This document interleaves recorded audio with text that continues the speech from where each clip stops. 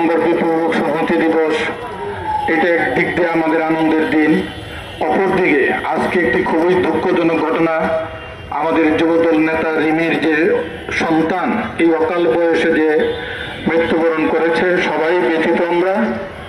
আজকের এই শোক র্যালিটা আমরা শুরু করব, যেহেতু জুম্মার নামাজের পর অনেকে খাওয়া দাওয়া করতে পারেন নাই।